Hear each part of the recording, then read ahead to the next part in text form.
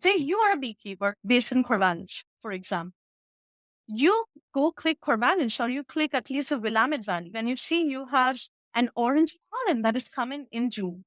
So you click on a Phenology reel, you check in that area what are the potential orange pollens that may have come in May, June, or July within a 3 month range. And then you look at your sample and you could potentially click on it and see, all right, these are the plants that it must have come from.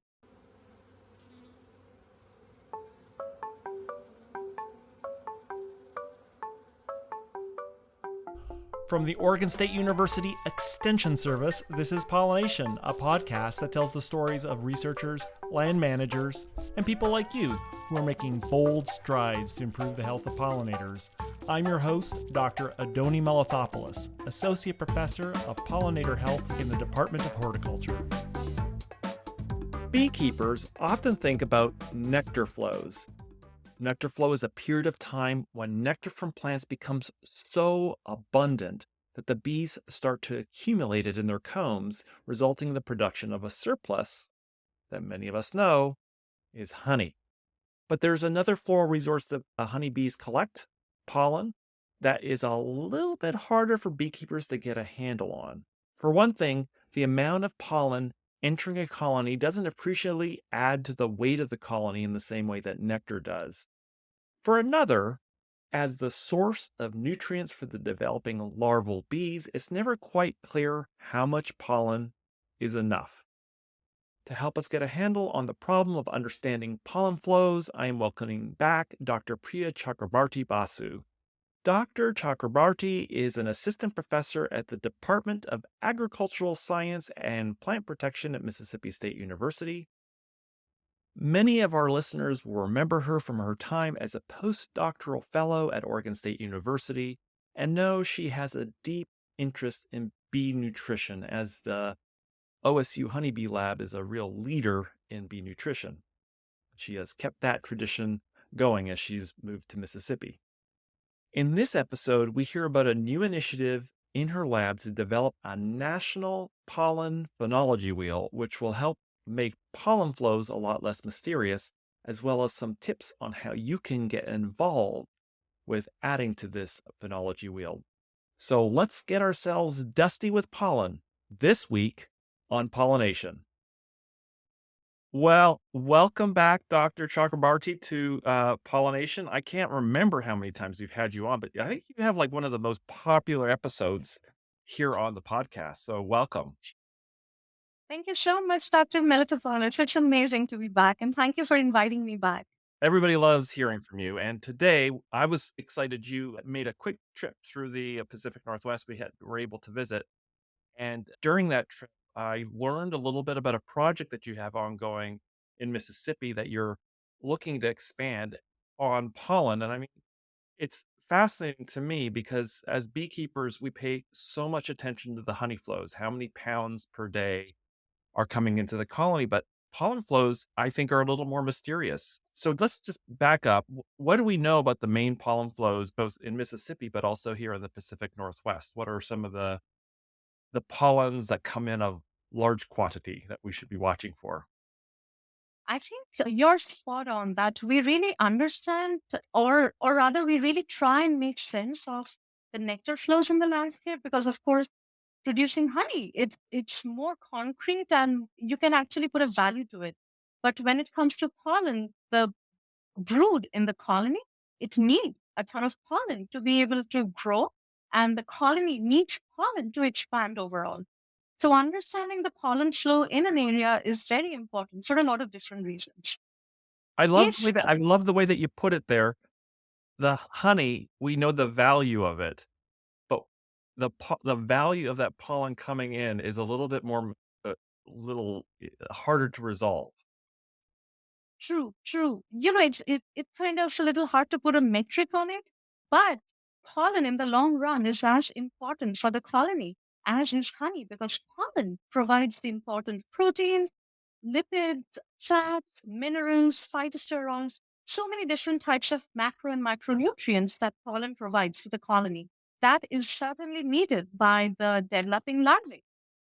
So, going back to your question about trying to make sense of pollen flow in a landscape, let me maybe first start with Mississippi. In this region, we have some idea about during a particular time of the year, which are the plants that may be blooming in the landscape that can be good sources of pollen. So, for example, we know that it can be warmer here down in the southeast compared to the northwest. So, our bloom times are slightly different than what you might anticipate in the Pacific Northwest. Our maples start blooming sometime around mid-January. Then we also Oh, have wow. pendants. We might have some wild flowers growing in the landscape, like dandelions, wild mustard. Uh, a large pollen flow also comes in from the redbud.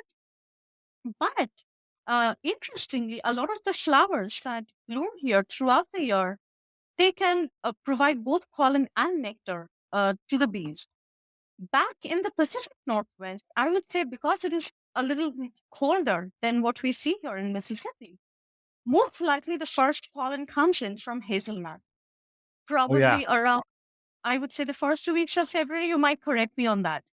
Yeah, yeah, yeah. So as far as I'm aware, hazelnuts are the first pollen bloom that you're about to see. Slowly, as you kind of move into the year, we might get some willows in March. We might also see some dandelions, wild cherries, and maples that start to bloom around end of March and April. And of course, May, June, July, we continue to see a lot of buttercups, blueberries. I might see some blackberries, raspberries, and clovers, and so on. But what is interesting is that in both these regions that I'm talking about, whether the Southeast or the Pacific Northwest, there are periods in the year when we see a dearth in pollen as well as nectar, but certainly a scarcity in bloom. We have this acute shortage of plants in the landscape. For us, it is about midsummer when it's really hot, we don't get any rain, and then we suddenly see this crash that is happening. Nothing is blooming in the landscape, and we need to start seeding our colonies.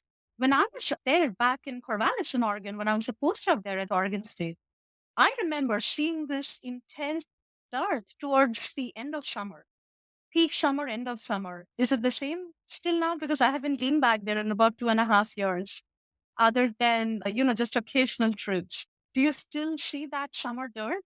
Yeah, it really hits home after blackberries finish. We have, right now there's Queen Anne's lace and gumweeds and tarweeds, a lot of composites, but there aren't a lot of them. It's not like the spring in the Pacific Northwest when there seems to be more pollen than a colony can handle and the colonies are swarming.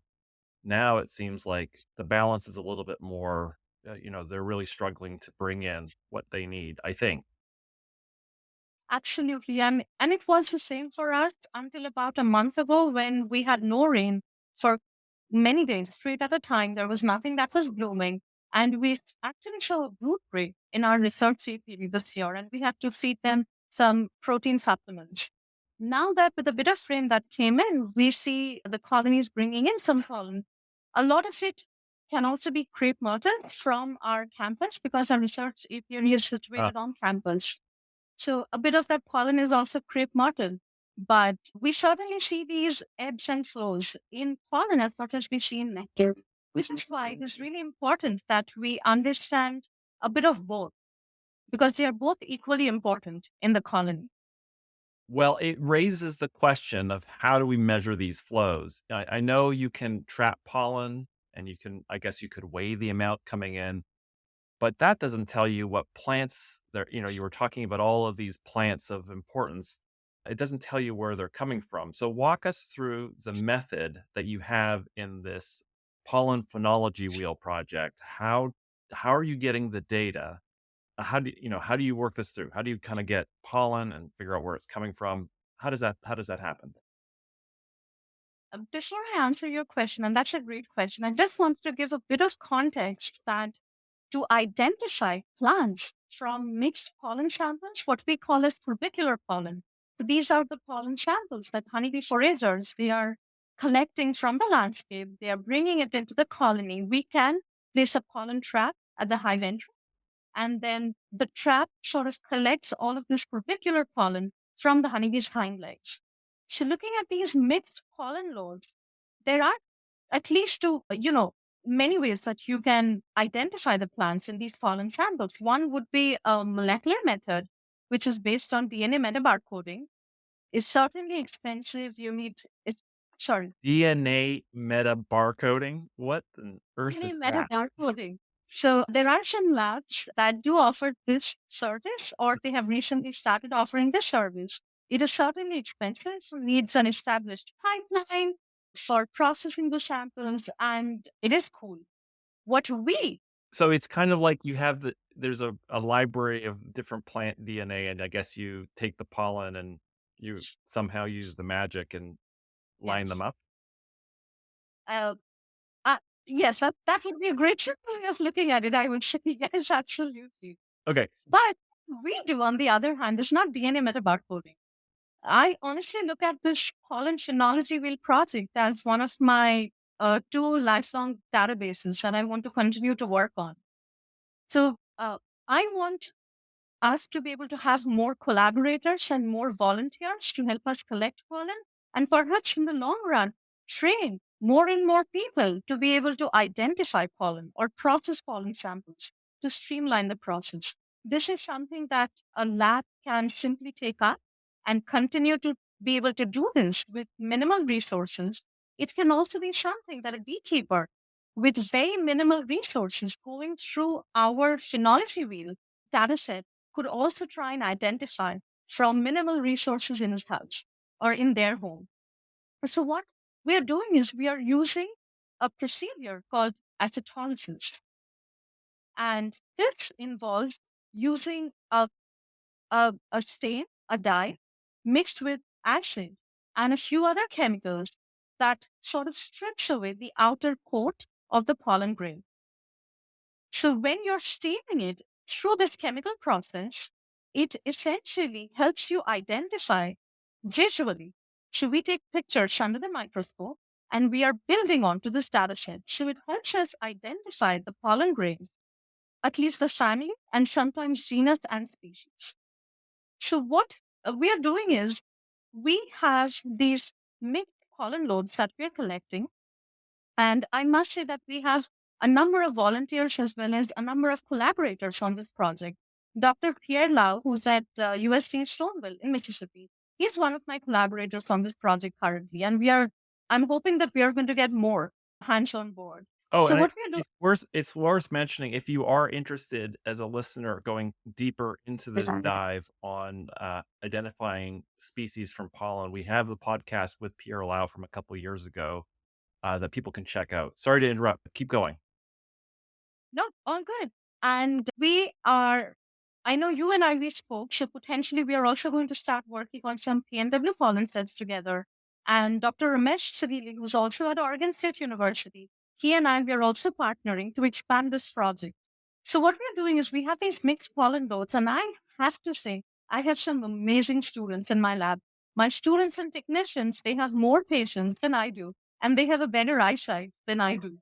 So they sit and they color sort all of that mixed pollen load from every beekeeper, from any location that they have sampled for us, and for every month. So that's what they're doing. They are weighing out the entire sample, then they are color sorting the samples. They are reweighing these individually color sorted samples. They are then assigning each of these colors a Pantone ID. Now, we could have chosen many different ways of designating a color ID, but we decided to go with the Pantone color ID. This is because it's easily available. Anybody can have access to this ID and you can just pick it up from a paint store or order it on Amazon. So we are assigning it a very simple color ID, but we know what color that pollen grain is. We are then, after we have reweighed and we have imaged pollen with the Pantone ID, we then go in and we do acetolysis. Then we are taking images of the different types of pollen grains that we are finding under the microscope. We assign a scale bar so that we know what's the size of the pollen grain. We also assign a magnification number for any researcher or anybody who's interested in the future to look that up. We then upload it all onto a central sort of like a drive where Pierre and our students and us, we are Huh. going through these images every day. We are looking at current references that are available and we are eyeing them. So the beauty of this project is it is a bit painstaking if you look at it to start it off. But once we have enough data, this ball sort of rolls itself. Because over the next 3, 4, 5 years, once we have had enough data set to be able to put in our phenology wheel, sort of this program that I'm envisioning, say you are a beekeeper based in Corvallis, for example. You go click Corvallis or you click at least a Willamette Valley, whenever we have collected samples from.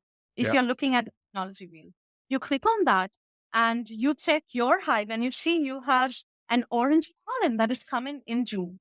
So you click on a Synology wheel, you check in that area what are the potential orange pollens that may have come in May, June, or July within a 3 month range.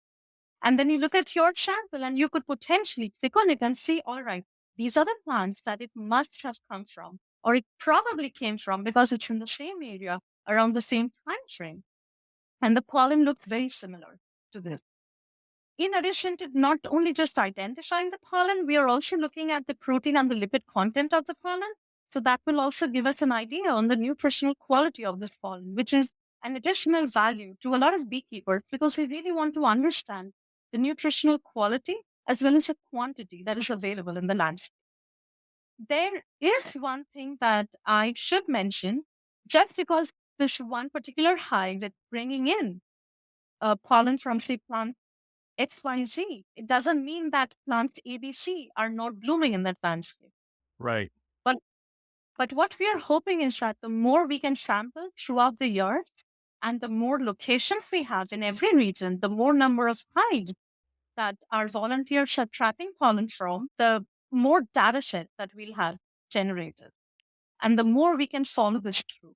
Yeah, the negatives might be actually interesting that there are plants that are blooming that never show up in the pollen traps or show up rarely and they're abundant in the landscape, as opposed to maybe a plant that isn't that abundant but just crams in the pollen trap. It really gives you a sense of, the plants that are really of high value.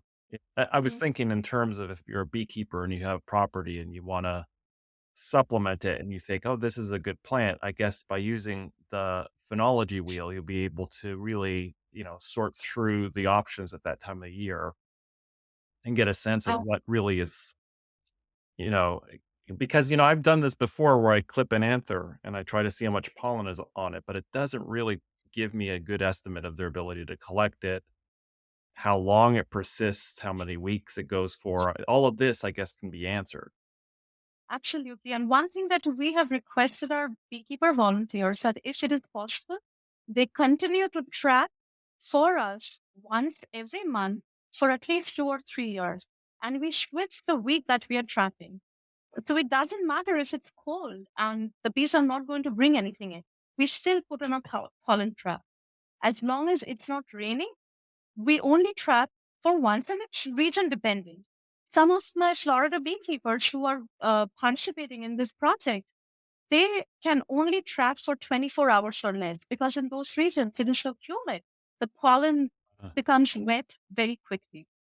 But for a lot of other beekeepers, trapping for 48 hours is what we prefer and they can do it as long as we have bright sunny days, no rain. So we trap once a month for 48 hours from that hive. One hive, a strong colony with brood, has to stay in that location for 12 calendar months. In winter, there is no brood. They are probably not going to forage if it's too cold, and they're not going to bring in any pollen. But we still put a trap on just for, uniformity's sake. mhm. What we have asked them to also do is suppose in year one, as a beekeeper volunteer, you can start any time of the year as long as you follow it through for 12 calendar months. And what we're requesting is that if you can participate, please participate for multiple years. So, say in year one, you're trapping from week one of every month. In year two, you're trapping from week two in every month. In year three, you're trapping from week three in every month, and so on. But of course, we have to be a bit adaptable to the weather as well. But we're trying to keep this schedule, basically. So what it helps us is not only understanding perhaps plants that we might miss in the landscape because we're trying to also accommodate different weeds over the years, but we're also trying to see if the phenology can shift because of climate change. What is, something we found in year 1 and 2, we stopped seeing it from year 3 onwards in that location. What is something that we found in May is now blooming in March? We don't see it in May anymore. I'm not anticipating something to be that drastic over a 4 or 5 year period, but looking long term, 10 years from now, 20 years from now, you can go back to that phenology wheel and we can continue to add more and more regional information to Well, that phenology. and I do remember, I mean, Dr. Mike Berg had a long-term data set on just colony weight gain. And I remember the same thing in Beaver Lodge, Alberta. There was like a 40-year data set on weight gain. And you have years, drastically, you have these patterns, these shifts. There is always this temporal variation year to year. But being able to capture, I guess, those patterns and get a sense on pollen, that would be a remarkable achievement. I don't think I've ever seen that done. And that would really help us understand that key resource and how it's shifting and how the diversity or different plants are responding. I think that would be wonderful. I'm really hoping that once we've gotten this ball rolling, so I had reached out to Project 8% with this idea about creating this phenology wheel. And I'm glad that they funded us because that is what honestly got the ball rolling. It is it is a regional project that we started with, but the more I started talking to other beekeepers during different beekeeper meetings and other conferences, the more people became interested in participating in this. There are some tools that are available online that can help you understand the phenology in your area. It might tell you what plants are blooming. It can tell you if, pulling data sets from iNaturals that whether people found bees on these plants or not. But this project is actually ground truthing a lot of that information. If you have a colony here, what can make that ideal habitat for that colony? You can choose a good overwintering yard, you can choose a good holding yard, or you could even simply understand the nutritional quality of that landscape, along with the bloom times and the availability of pollen. Well, so how do people get involved? So if you're a beekeeper and this is now expanding beyond Mississippi, like how does somebody sign up? We have beekeepers from actually different regions who are signing up, and the process is very simple. You reach out to me, and I get you connected through this sort of like system that we have created where we have an online form. Me or a student will reach out to you with that online form. We just need basic information from you. For example, your name, a good way to contact you, your mailing address so that we can ship you a pollen trap. Oh, you get a Uh, pollen trap. yes, you will get Wow. a pollen trap from us. And we, Who said we, Mississippi State never gave you anything? true. We just buy that same type of pollen trap, which we hope is going to be universal for a lot of people to use. The front porch pollen traps. Uh, I wouldn't say the fanciest of the lot, but at least this is something that we can give out in bulk to a majority of beekeepers, and this seems to work for most. So what we do is we then need your address, and you should have access to a chest freezer. It doesn't have to be a laboratory grade freezer as long as it's a chest freezer and the temperatures are colder than your regular fridge freezer. So what you do is basically if you're collecting a sample for us, you pick that first week or the second week, whatever you start off with, and try and stick to that same week for every month for the next 12 calendar months. Every month that you sample, you collect all of the pollen from your trap into the Ziploc bag, label it with your name, location, date, and month of sampling, and stick it in your chest freezer. If you are close to us, this is what we do with a lot of beekeepers from the Southeast region. If you're close to us or to one of our partners, we'll go pick it up from you. If not, we'll arrange a way so that you can ship that pollen to us over dry ice overnight or over ice overnight, depending on what is your feasibility. And so we usually request that you collect at least 3 to 4 months of pollen before we go collect it from you or you ship it to us. It only reduces the time and the cost of shipping or driving to collect the pollen. And then we get to work in the lab, basically. This is what pretty much we do. Okay, it sounds so they'll contact you at Mississippi State University. From there, you'll send them a form. In the form, they'll be entering some detail. They will then start trapping based on the schedule, collecting the pollen, bulking it up in their freezer until it's ready to ship, and then either you'll pick it up or they'll ship it to you, and then your folks start to go through all the pollen for them. That's what we do. Sounds like a great deal, and also being able to provide all that data to populate up this phenology wheel. What I can't think of why anybody wouldn't do it. Thank you so much. And I'm really hoping that the more samples we collect across the different regions, the better we understand what's happening to the nutritional landscape for the bees. Fantastic. Well, it's always great talking with you and catching up with you. I hope we're going to have you back on the show as quickly as Wonderful. possible. Thank you Yeah. so much for having me. It's always great to catch up with you. And I hope all is well in the Pacific Northwest. Thank you. Thank you so much for listening. Show notes with links from each episode are available at the website pollinationpodcast.oregonstate.edu. I also love hearing from you, and there's a form at the website where you can pop in and say hello and give me feedback.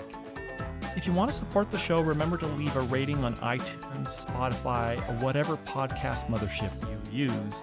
And finally, if you have the means and you want to help support my lab's effort to document bee biodiversity in Oregon, visit OregonBeeAtlas.org and follow down to the donate button where you can make a tax-deductible donation to the Jerry and Judith Paul Native Pollinator Endowment. Every little bit helps. See you next episode.